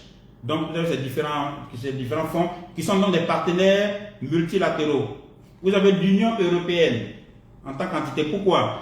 Parce que l'Union européenne est une entité, enfin une entité qui regroupe plusieurs pays. Vous avez la Banque islamique de développement, la BID, ainsi de suite, ainsi de suite. Donc, c'est ça, n'est-ce pas, les bailleurs multilatéraux. Les bailleurs multilatéraux. Maintenant, pour les principaux bailleurs bilatéraux de développement en Afrique, on peut citer entre autres, c'est pas exhaustif, la France, comme je l'ai dit, la coopération française, vous avez les États-Unis, vous avez le Canada, mais je ne comprends pas, il y a quelqu'un qui sait pas, pourquoi il met des trucs bizarres là. Non, dans cette histoire, est-ce que tu peux bloquer la personne? Je ne comprends pas en fait, quel est son problème. Donc, les bailleurs bilatéraux, essentiellement dans la France, on a les États-Unis, bon, la France, il y a la coopération française même, et puis vous avez l'Agence française de développement. Pour les États-Unis, vous avez l'USAID, vous avez MCC, vous avez le PEPFAR, et puis il y a plein d'autres, n'est-ce pas? Vous avez la coopération canadienne, vous avez l'Allemagne, notamment le GIZ, KFW, vous avez la coopération japonaise qui intervient à travers la GSDF dont j'ai parlé tout à l'heure, mais la JICA aussi, et vous avez des pays comme la Norvège, le Danemark. Donc ça sont les coopérations, ce sont on va dire les partenaires bilatéraux, parce que, voilà, ce sont des pays directement. Donc, on a vu un peu les bailleurs, on a vu les PND, on a vu la définition des projets, on a vu ce qu'on peut appeler projet de développement. Maintenant, par l'expression projet de développement, comme je l'ai dit, ce sont les projets qui sont portés par les États, notamment l'État central ou fédéral, la région, les provinces ou bien les communes. Dans des pays comme la RDC, oui, l'AFD, j'ai cité l'AFD tout à l'heure. L'AFD, c'est l'Agence française de développement. Donc, si vous voulez, c'est une structure qui participe à la gestion, on va dire, des appuis, n'est-ce pas, du gouvernement français.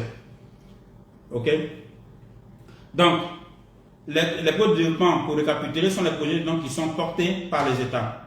Donc, quand je dis État, il y a l'État central, mais il y a aussi, par exemple, en Côte d'Ivoire, on parlera des conseils régionaux, on parlera des communes. Dans des pays comme la RDC, on parlera aussi des provinces. Voilà, mais aussi les projets portés par les ONG, par les organisations non gouvernementales. Et ces projets-là, en général, sont financés donc entièrement ou en partie par les bilatéraux, donc les bailleurs bilatéraux ou multilatéraux que j'ai cités tout à l'heure. Et puis, autre caractéristique, c'est que la réalisation et les réalisations et les prestations de ces projets-là ne font pas l'objet de rémunération de la part des populations bénéficiaires. C'est-à-dire, le produit du projet, la population ne paye pas. Donc, si vous construisez des collèges, c'est-à-dire, le collège lui-même, la population ne participe pas au financement, voilà, du collège. C'est ce que je veux dire par le fait que pour les projets de développement, les réalisations et les prestations ne font pas l'objet de rémunération de la part des populations bénéficiaires ou bien les populations qui vont utiliser. Donc, si on veut résumer, un projet ou un programme de développement vise à améliorer les conditions de vie des populations en leur fournissant gratuitement des prestations ou infrastructures dont les coûts de réalisation sont supportés par le budget de l'État et ou par des dons, des prêts et crédits qui sont octroyés par des donateurs ou prêteurs. Je vais reprendre ça pour que vous puissiez bien comprendre. Donc, le projet ou bien programme de développement vise à améliorer les conditions de vie des populations en leur fournissant gratuitement à ces populations des prestations ou infrastructures dont les coûts de réalisation sont supportés par le budget de l'État et ou par des dons, donc que l'État mobilise auprès des bailleurs, ou par des prêts, n'est-ce pas? Ces prêts dont les dons sont octroyés par les donateurs et les prêts, bien sûr, par les prêteurs. Mais un bailleur de fonds peut être à la fois donateur et prêteur. Okay? Donc, les projets de développement sont un peu différents des projets qui sont différents, on va dire, des réalisations publiques qui sont conçues, financées, exécutées et exploitées par les entreprises privées en mode PPP ou BOT. Vous voyez, je veux dire, la gestion est différente. Ce qu'on voit ici, ce n'est pas le cas, par exemple, du troisième pont. Ok? Ça, c'est une autre modalité. On pourra en parler, mais ici, ce n'est pas de ça qu'il s'agit. Okay? Vous avez aussi des projets qui sont conçus par les entreprises du secteur privé ou par un individu. C'est la même approche, mais la différence que ici, il est clair que l'entreprise privée va faire payer, n'est-ce pas, les usagers, les clients. Pour l'entreprise privée, on parlera des clients, mais pour l'État, on parlera de population bénéficiaire. Ce n'est pas forcément des clients. C'est pour ça que j'ai dit, je fais cette différence, n'est-ce pas? Ok?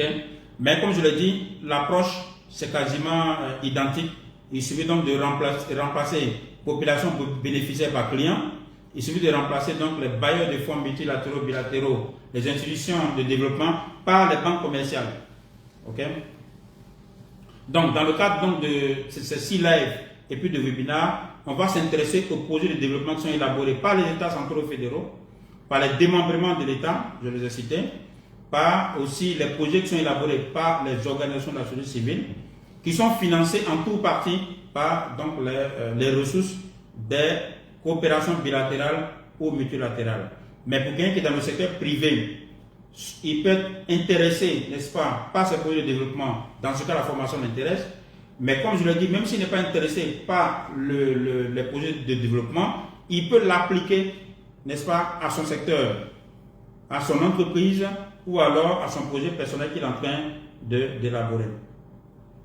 Alors, j'avais rappelé aussi que très souvent, le plus souvent, ces projets sont gérés par des unités ad hoc de gestion des projets. J'ai fait une vidéo spécialement sur l'organisation à mettre en place pour réussir la gestion de projets. On a vu plusieurs, hein. Je ne vais pas rappeler ici. On a vu matricière, structure commando, structure autocratique. Pour ceux qui n'ont pas vu la vidéo, elle est encore en ligne. Donc, mais on constate que pour la plupart, pour l'instant, ces projets-là sont gérés par des unités ad hoc. Mais il ne faut pas vous leurrer, dans quelques années, les structures ad hoc vont commencer à disparaître. Hein, je l'ai déjà dit à plusieurs amis, les structures ad hoc vont commencer à disparaître parce que les États eux-mêmes vont commencer à s'approprier. N'est-ce pas? Vous voyez déjà, depuis les lois cadres, c'est 2014, non, je crois, au niveau de l'Afrique de l'Ouest, je crois l'Afrique centrale aussi, c'est de faire en sorte que les administrations soient gérées comme les projets. Ok? Même les budgets programmes qui ont été mis en place, c'est dans ce sens-là. Donc, une fois que cette organisation sera bien rodée, les ministères n'auront plus besoin des unités, des UCP, hein, des unités ad hoc de gestion. Parce que les administrations pourront assurer la gestion fiduciaire, par exemple des marchés, gestion financière, suivi évaluation, voilà. C'est pour ça que vous voyez, il y a des responsables programmes, c'est à dessein. Mais pour l'instant, la plupart des projets de développement sont gérés par des unités ad hoc, n'est-ce pas, qui ont été constituées à cet effet par les ministères de tutelle ou bien les régions bénéficiaires, les ONG bénéficiaires, bien sûr avec l'avis favorable du bailleur de fonds. Mais plusieurs projets et programmes sont aussi gérés par les structures pérennes de l'État. Parce que là, on parle de projets de développement comme si ça se résume au UCP. Non, il y a beaucoup de projets aussi qui sont gérés directement par les entités même de l'État, par les structures pérennes de l'État. Ce que j'appelle structures pérennes de l'État, c'est soit des entités, je vais dire, centrales, du niveau central, soit des entités décentralisées, dont les EPN, les EPA, les EPIC. Vous avez des sociétés d'État, voilà, vous avez même des directions centrales qui ont en leur sein ou alors qui coordonnent des projets. Okay? Pour l'instant, il n'y en a pas assez, surtout pour des projets financés par les bailleurs. Mais comme je le dis, lorsque l'administration sera suffisamment calibrée, et cela va permettre d'ailleurs, je dis, sera en ligne avec la déclaration de Paris. Parce qu'en réalité, la déclaration de Paris, c'est plus quelle année, c'est d'amener les gens à faire en sorte que l'administration puisse se gérer sans qu'on ait besoin, n'est-ce pas, de l'interférence ni du bailleur ou bien qu'on ait besoin d'entités extérieures. Ok? Voilà. Donc, ces unités de gestion, de toute façon, ça reste une unité de gestion, que ce soit ad hoc, ou bien que ce soit matriciel, commando, ou bien que ce soit directement les structures pérennes. Ces entités-là sont au cœur de la mise en œuvre des projets et programmes. Ok? Et quel que soit le statut, ces entités-là restent en interaction permanente avec les autres parties prenantes, que ce soit le secteur public, le secteur privé, la société civile, ainsi de suite, ainsi de suite. Voilà. Donc, les principaux intervenants dans la mise en œuvre du projet de développement, c'est sur ça qu'on va terminer cette partie. On va, dans sa phase d'exécution, plusieurs acteurs interviennent dans le pilotage, la coordination, l'exécution, la supervision et l'évaluation. J'ai déjà fait une vidéo sur les étapes de la préparation et puis ceux qui interviennent, notamment à quel niveau le bailleur intervient, à quel niveau le ministère intervient, le ministère technique, à quel moment le ministère des Finances, le ministère du Budget intervient. Ok? Et j'ai dit que les ONG aussi peuvent suivre cette trame. Ici, je vais vous rappeler simplement, comme on est dans la phase d'exécution, quels sont les acteurs qui interviennent dans le pilotage, la coordination, l'exécution, la supervision et l'évaluation du projet de développement. Encore une fois, c'est pour vous préparer au prochain live et puis au webinaire, pour que les schémas soient assez clairs dans votre tête. Donc, ceux qui interviennent, il y a le ministère chargé des Finances. Ça dépend de l'intitulé qui est dans votre pays, mais en tout cas, le ministère qui est chargé des Finances, le ministère qui est chargé du budget. Il y a des pays où c'est séparé, mais il y a des pays où c'est le même ministère qui s'occupe aussi bien des finances que du budget. Dans d'autres pays, comme en Côte d'Ivoire, c'est séparé. On a le ministère de l'économie et des finances et on a d'autre part le ministère du budget et du portefeuille de l'État. Donc, comme autre entité qui intervient dans le pilotage et l'exécution, vous avez les ministères techniques, voilà, dont le mandat porte sur l'objet du projet. Exemple, le ministère de l'infrastructure, bien sûr, sont les projets de construction de routes. Le ministère de la Santé travaille tous les projets portés par la santé, donc projets de prévention, projets de soins, ainsi de suite, ainsi de suite. Ce sont des exemples. À côté de ça, vous avez bien sûr le bailleur de fonds. Voilà. Vous avez le bailleur de fonds, vous avez l'ONG bénéficiaire du financement, hein, ou bien le ministère, quand c'est un projet financé financé, porté par l'ONG, vous avez l'ONG bénéficiaire et vous avez bien sûr l'unité de gestion, comme on l'a dit tout à l'heure. Les partenaires publics et privés du projet, donc les entreprises, les administrations qui interviennent dans le projet, les maîtres d'ouvrage, j'en ai déjà parlé, ce sont les ministères, voilà, ou bien les autres entités, quelquefois même internationales. Vous avez des structures internationales qui interviennent dans l'exécution du projet. Et bien sûr, pour moi, le plus important, les populations cibles. Ok? Donc, après cette partie introductive, dans ce live, qui vous a permis donc d'avoir une idée de ce que c'est qu'un projet de développement et des principaux intervenants de son pilotage et de sa gestion, dans les prochains lives donc des formations, vous allez apprendre d'une part, à surmonter les obstacles qui sont posés à votre projet par vos collaborateurs, par les acteurs aussi bien du secteur public que du secteur privé. Et d'autre part, nous allons nous concentrer sur deux parties prenantes qui sont très très importantes pour la réussite de votre projet. Il s'agit donc du bailleur et des populations cibles. Donc ce sont ces éléments-là qui vont constituer les 6 lives introductifs. Et puis on va déboucher sur le webinaire. Donc dans le prochain live, on va voir comment susciter l'adhésion des autorités locales, donc nationales, des autorités nationales à vos côtés, pour qu'ils soient des partenaires, que les administrations du secteur public ne soient pas vos adversaires, vos ennemis, mais soient vos partenaires, que les cabinets ministériels soient vos partenaires. Voilà, donc ça c'était vraiment le live d'introduction. Je vais maintenant me faire le plaisir de répondre à des questions. Et puis, on va finir ce live d'introduction, n'est-ce pas? Alors, mais vous savez, je sais qu'il y a beaucoup de gens qui ne comprennent pas pourquoi je viens faire ces formations-là gratuitement. Voilà, donc, j'ai vu quelqu'un en train de mettre des, comment vous appelez ça, des têtes de quoi là? Enfin, des mécontentements. Bon, je sais qu'il y a des gens qui ne sont pas contents. Qui ne sont pas contents qu'ils viennent faire ça gratuitement parce que les gens payent cher pour venir faire ça. Mais bon. Alors, est-ce que vous avez des questions? Je vais répondre aux questions.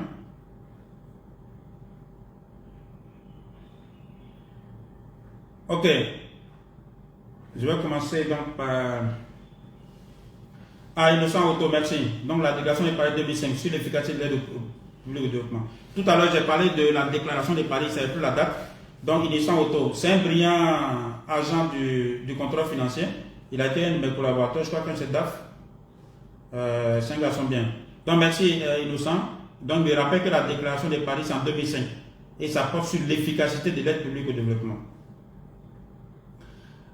Alors, donc Solo Nirina de Madagascar me rappelle qu'à Madagascar, c'est le ministère des Finances et du Budget. D'ailleurs, vraiment, mes sympathies au public, enfin, à la population de Madagascar, par rapport à la tempête qui s'est abattue sur vous. Alors, Amel Bouz, comment faire pour intégrer une des équipes projet de M. Bamba? J'ai déjà fait quelque chose sur ça, non? Comment intégrer les équipes de projet? Vous savez, tous les projets financés par les bailleurs, c'est par appel à candidature. C'est par appel à candidature.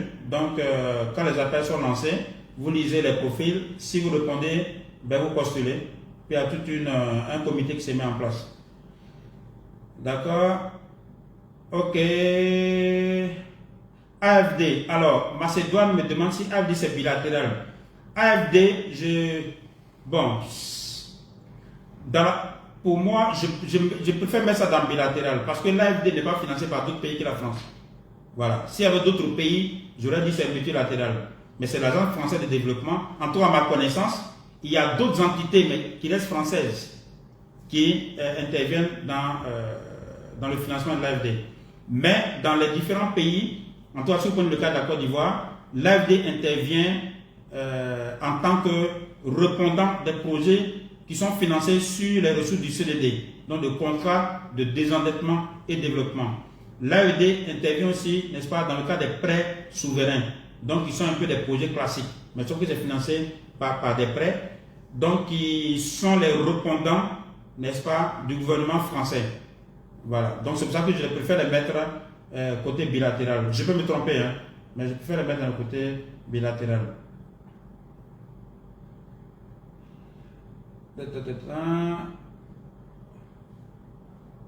Alors, Lydie Edith, je voudrais savoir s'il est acceptable qu'un collaborateur de coordonnateur, d'un spécialiste, adresse une plainte par correspondant à un autre acteur clé, contrôle financier ou agent comptable. Qu'aurez-vous fait dans telle situation? Bon, de toute façon, on verra, il y aura un live sur le personnel, hein. Mais il n'est pas normal, oui, je suis d'accord, qu'il n'est pas normal. L'apport d'entrée d'un projet, c'est le coordonnateur. L'apport de sortie, c'est le coordonnateur. Donc, tout ce qui sort du projet c'est le coordonnateur. Vis-à-vis du bailleur, c'est le coordonnateur. Maintenant, il peut arriver, moi-même ça m'est déjà arrivé, que je dise à un collaborateur, ok, réponds à tel mail du bailleur, tu me mets en copie, mais tu précises sur instruction du coordonnateur, parce que le coordonnateur reste le premier responsable. Maintenant, là, on parle de contrôleur financier et agent comptable, parce que sur le projet, vous savez, ces trois entités qui forment le tout. Vous avez l'ordonnateur, donc le coordonnateur qui est l'ordonnateur, vous avez le contrôleur financier, vous avez l'agent comptable qui est le payeur. En principe, c'est le coordonnateur qui est l'ordonnateur. D'accord? L'ordonnateur de dépenses. Donc, c'est cela que c'est le coordonnateur, en tant que coordonnateur, qui signe les heures de paiement, les OP. Ok? Donc, tout ce qui est effet financier, en principe, c'est le coordonnateur. Il n'est pas bienséant, il n'est pas indiqué qu'un autre responsable des cellules s'adresse directement au contrôle financier ou à la comptable, sauf si son coordonnateur, voilà, lui a demandé de le faire. Ok? Sinon, sur le projet, en tout cas en Côte d'Ivoire, aucune autre personne n'est ordonnateur si ce n'est pas le coordonnateur. Lydie, je suppose que ça c'est un problème bien particulier que vous posez. Mais bon, je vais donner ma réponse en toute honnêteté. Alors, le nom du groupe pour le webinaire, ça va être GestPro. G-E-S-T-P-R-O. Je vais vous mettre le lien dans le commentaire, ne vous en faites pas, pour que vous puissiez aller vous... Ou bien Nanda, si tu suis le live, il faut mettre en commentaire le lien donc, du webinaire et puis il faut épingler. Alors, docteur Clémentine Soro-Sidué, une des contraintes, ce sont les activités conjointes qui sont initiées par des partenaires techniques ou financiers nationaux dans le cadre du cofinancement de certaines activités du projet. Bon, docteur Soro, je ne comprends pas bien ta question. Les activités conjointes qui sont initiées par les partenaires techniques financiers nationaux dans le cadre du cofinancement de certaines activités. Bon, j'avoue que je ne comprends pas bien la question. Dis-moi quelle est exactement la question, s'il te plaît. D'accord, Clémentine, vous voyez, il y a des stress, surtout quand l'utilisation de l'entité qui abrite le projet ne se comprennent pas et les interférences des décideurs. Bon, ça c'est un point assez important. Donc, docteur Soro, il y a des stress, surtout quand l'unité de gestion et l'entité qui abrite le projet ne se comprennent pas et les interférences. Donc, c'est de ça que je parlais tout à l'heure. Il arrive effectivement des cas où une unité de gestion des projets, au lieu d'être rattachée au cabinet, est rattachée par exemple à une entité. Ça peut être au fils de quelque chose. Et très souvent, ça pose beaucoup de problèmes parce que le directeur de l'entité s'est dit c'est moi le vrai coordonnateur. Alors que par rapport au bailleur de fonds, le coordonnateur, c'est le coordonnateur, je vais dire ça comme ça. Et donc, il y a des conflits qu'on assiste et on assiste un peu partout. C'est pour cela que dans le montage du projet, il faut bien réfléchir sur l'architecture, sur le rattachement de la structure qui va gérer le projet. Est-ce qu'il faut rattacher ça au ministère, au cabinet, ou bien il faut rattacher à une agence? Mais l'exemple a montré que quand c'est les agences, c'est souvent très compliqué. Il y a beaucoup de conflits entre le directeur de l'agence et le coordonnateur du projet. Mais très souvent parce que, bon, certainement, les gens ne comprennent pas entre eux. Ils ne comprennent pas. Ils ne comprennent pas que le projet soit sous leur autorité, mais en même temps, bon, ils ont, je veux dire, une fonction de coordination stratégique. Ils veulent être dans l'opérationnel. Il y aura un live sur ça. C'est ce que j'ai appelé comment donc, quels sont les profils efficaces à adopter pour que le supérieur hiérarchique ne s'ingère pas dans la gestion opérationnelle. Donc, il y aura un live sur ça. Ne t'en fais pas. Alors, merci à ceux qui disent merci. S'il y a d'autres questions. Oui, M. Batiardo, je suis d'accord, de la Mauritanie, oui. Même les ambassadeurs seront vos amis, ça c'est clair. Alors, M. Condé Moussa, non. J'aimerais savoir. Alors, M. Thierry Bogui, si les lives se feront uniquement les lundis ou toute la semaine, non. Les lives, je donne chaque fois les programmes parce qu'en réalité, je ne suis pas formateur. Voilà, je dis. Je ne me suis pas donné, c'est pas mon boulot de faire les lives, là, de faire les formations. J'ai d'autres contraintes. Donc actuellement, j'assure la gestion de 2 projets. Et donc bien sûr, c'est en fonction de ma disponibilité que tous les dimanches, je donne le programme. Le programme de cette semaine, par exemple, je dis on fait un live de formation aujourd'hui, on va en faire le jeudi, et puis le vendredi, je vais faire une interview d'un spécialiste en gestion financière. Donc chaque semaine, je vous donnerai le programme de ces lives. Ok, en fonction bien sûr de mon calendrier de travail avec les ministères avec lesquels je travaille, avec le bailleur, même avec mon équipe projet. Ok, donc c'est pour ça qu'il faut être attentif les dimanches. Je donne les programmes et chaque jour où il y a les lives, où il y a un live, je fais les rappels les matins. J'espère avoir répondu. Alors, M. Yajibdas, il avait posé cette question. Je crois que c'est lui qui a posé la question. Quelles sont les dépenses jugées inéligibles récurrentes chez les coordonnateurs chez les projets? Et que se passe-t-il après que la dépense irrégulière ait été rejetée par le bailleur ou le contrôleur financier? Les dépenses inéligibles, c'est aussi simple. Hein? On dit éligible, on dit inéligible. Éligible, c'est ce qui est autorisé, n'est-ce pas, dans l'accord de don comme des types de dépenses à faire. 1. De 2. Donc le type de dépense. De 2. Il peut y avoir des types de dépenses, mais si la passation des marchés n'a pas été faite de façon régulière, en respectant les procédures, ça devient une dépense inéligible. Vous comprenez? Voilà. Donc l'inéligibilité est liée 1 à la nature de la dépense. 2, au fait que vous avez fait la dépense sans l'avis du bailleur. De 3, vous avez acquis, n'est-ce pas, le bien ou le service, mais vous n'avez pas utilisé la bonne procédure. Il y a vice de procédure. Donc ces 3 éléments-là réunis, ça peut rendre la dépense donc inéligible. Qu'est-ce que se passe-t-il si la dépense est restée par le bailleur? Mais très souvent, on demande à l'État de rembourser. N'est-ce pas? C'est ce qui se passe. Donc le bailleur met ça sur la liste des dépenses inéligibles que le bailleur doit rembourser. Puisque la dépense a été faite, le prestataire a été payé, l'entreprise qui a fait le travail a été payée, mais comme c'est sur les ressources du bailleur, donc le bailleur demande à l'État de rembourser. Voilà, c'est ce qui se passe dans quasiment tout le pays. C'est pour ça qu'il faut éviter de se retrouver dans ce type de situation pour un projet. Parce que c'est très compliqué. C'est très compliqué. Quelquefois, ça ne veut pas dire que les gens ont volé. Hein. Non. Quand on dit inéligible, ça ne veut pas dire que les gens ont volé. Non. Ça ne veut pas dire que les gens ont truc.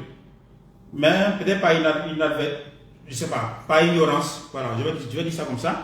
Par ignorance, ils ont utilisé d'autres procédures ou bien ils ont fait les dépenses sans l'avis du bailleur alors que c'est une dépense a priori. Il fallait l'anneau du bailleur. Ils l'ont fait. Toute la chaîne ne s'est pas rendu compte, ça a été payé. Ils vont dire choses. Ou alors la COJO a travaillé, les gens ont signé les marchés et tout, vous payez et le bailleur dit non, c'est inéligible parce que le bailleur estime que les procédures n'ont pas été respectées. Ok? Donc du coup, vous vous retrouvez dans une situation assez compliquée. Monsieur Maxime Anouman, oui, pour le webinaire, on va faire ça justement sur Zoom, hein, pour pouvoir partager l'écran. Pour que je puisse partager mon écran, on va le faire sur Zoom. Merci pour votre contribution, M. Batierno. Donc, il a cité certaines agences suédoises aussi, agence suédoise. L'agence France. Alors, est-ce qu'il y a d'autres questions qui viennent d'arriver? Donc, je vais remonter.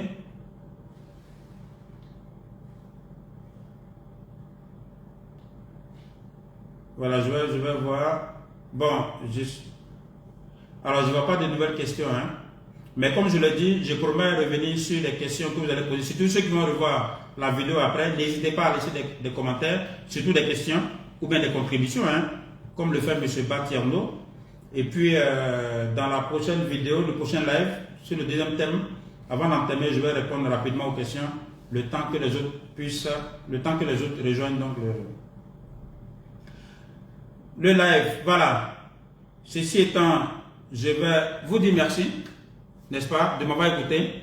Et puis n'hésitez pas après à liker, pas liker, bon, vous pouvez liker, à partager si vous estimez que ça peut être important pour les autres, mais surtout à vous inscrire dans le groupe, hein, dans le groupe pour le webinaire. Bien sûr, si la gestion des projets est un thème qui vous intéresse, comme je l'ai dit, ne venez pas simplement pour passer du temps. Non. Voilà. Merci à vous. Et puis, on se donne rendez-vous déjà pour le jeudi, pour le deuxième live de formation. Voilà. En attendant, que Dieu vous bénisse. Et puis, à bientôt. Allez, bye bye.